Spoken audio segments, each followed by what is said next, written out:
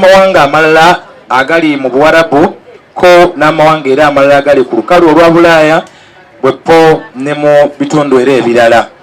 Abannyambyeko ennyo okulaba nga omubiri gw'omwana wange Kyobe Musa Kapeesa gutuuka mu ggwanga lattu erya Uganda. Agambye nti mwebale nnyo, mwebalire ddala. Mumpadde embeera ennungi, mumpadde amawulire, mumpadde okuguma, mumpadde na buli kimu. Mwebale nnyo, mwebalire ddala. Agambye nti era abeebazizza okuva ate n'omubiri gwatuuse ku kisaawe eky'ennyonyi Entebbe okutuuka olunaku olwaleero. Mwebale nnyo, mwebalire ddala. Aba TikTok abali wano nga muli mukola live, Maama agambye nti mwebale nnyo, mwebalire ddala.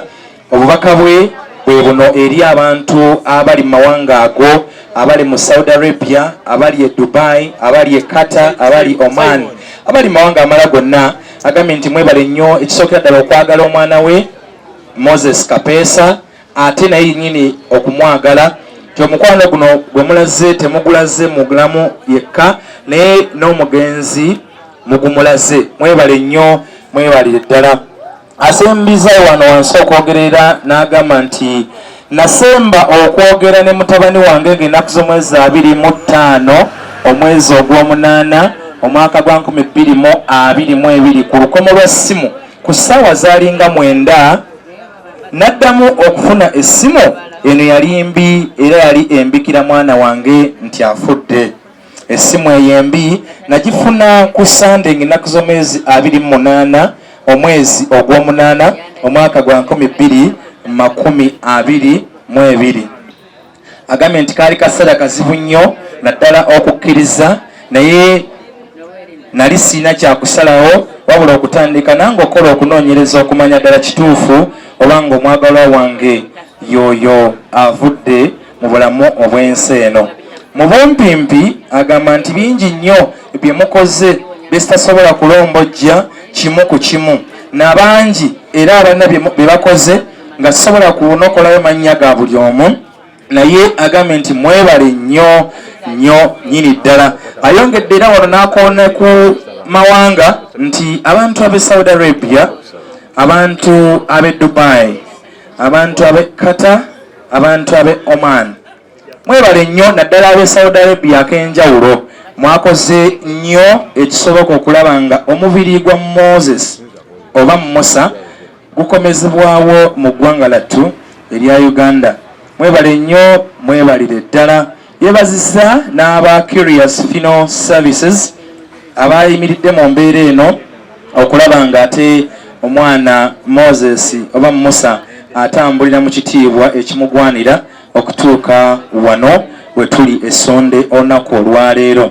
Agambye nti neebaza aba foreign yeebaza aba Foreign Affairs ye ministry evunaanyizibwa ku nsonga z'omunda mu ggwanga, nti amawulire aga Musa nga afudde bwe gaatuuka mu ofiisi eyo bakola ekisoboka kyonna okulaba nga ate bakwatagana Maama, Foreign Affairs, company eya Komo okulaba nga ate omubiri gw'omugenzi gukomawo wano. Bonna abeebazizza ne company eyatwala Kapeesa okukola nayo agyebazizza, n'abalala bonna abamubeereddewo okuva lwe mwawulira amawulire g'okufa gwa Musa. Agambye nti mwebale nnyo, mwebalire ddala, era ne Musa gy'agenze Katonda amusonyiwe byonna by'ataakola bulungi mu bulamu buno obw'omubiri oba mu bulamu buno obw'ensi. Wansi Maama n'ayongerako ekigambo kya Lusiraamu naye nga kitandika na inna lillahi wa inna ilaihi rajiun. Obubaka bwa Maama bwawadde eri mmwe abantu abazze mu kifo kino, ate era n'abantu abamubeereddewo okuva bannaye nembeera famire gyeyiseemu si nnyangu. Abaali bafiiriddwako mukimanyi bulungi, gwe noofiirwa bufiirwa muntu n'afa leero enkya ne muziika, ennaku neggwaawo mu nnaku 2 oba wiiki.